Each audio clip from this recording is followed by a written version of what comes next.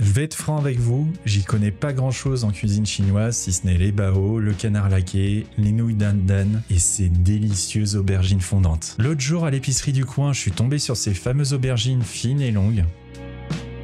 Et je me suis dit que j'allais faire avec vous la recette de ce plat trop bon. Parce qu'il mérite tout simplement beaucoup plus de visibilité et moi je suis littéralement accro. Par contre le souci c'est que c'est pas compliqué à faire donc je pense que je vais en faire toutes les semaines en fait.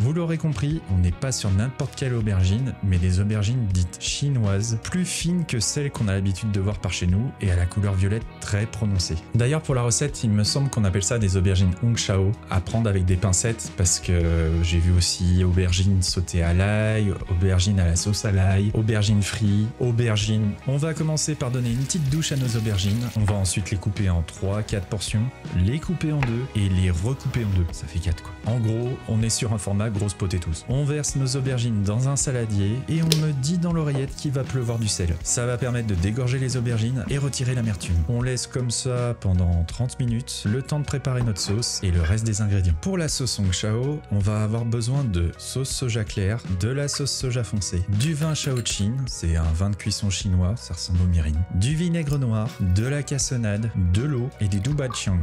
Du quoi? Du doubachiang, c'est de la pâte de fèves et piment fermenté sichuanaise, légèrement sucré et très riche en umami. Ça fait un peu penser au gochujang, la pâte de piment fermentée coréenne, mais le goût il est...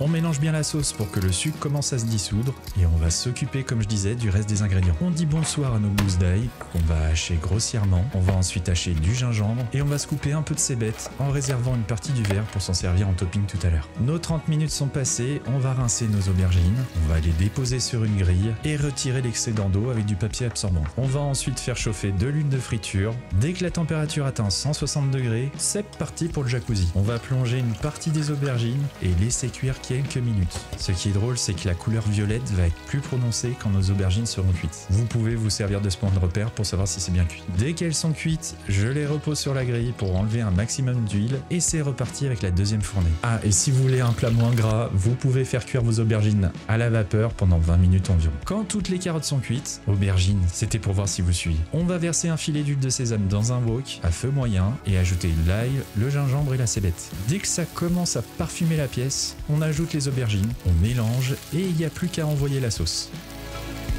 On mélange pour que tout le monde fasse bien connaissance et on va laisser réduire la sauce en baissant légèrement le feu. La sauce va caraméliser, nos aubergines vont terminer leur cuisson et devenir ultra fondante. Et j'ai le ventre qui gargouille déjà. Je pense que là on devrait être bon. On dresse nos aubergines dans une belle assiette, on ajoute un peu de graines de sésame, un peu de cébette et un peu de piment sur le dessus. Regardez-moi ces aubergines hong shao. Ça donne envie hein. Moi en tout cas j'adore ça car on peut le manger en entrée chaude ou froide tel quel ou en repas accompagné d'un bol de riz. Dans tous les cas, c'est juste trop bon. J'espère que je me suis pas planté sur le nom de la recette ou la prononciation. Si c'est le cas, j'en suis désolé. Si vous voulez d'autres recettes, chinoises ou autres, n'hésitez pas à me le demander dans les commentaires. Je serai ravi de vous préparer ça. En attendant, je vous dis à la prochaine pour une nouvelle régalade et à bientôt.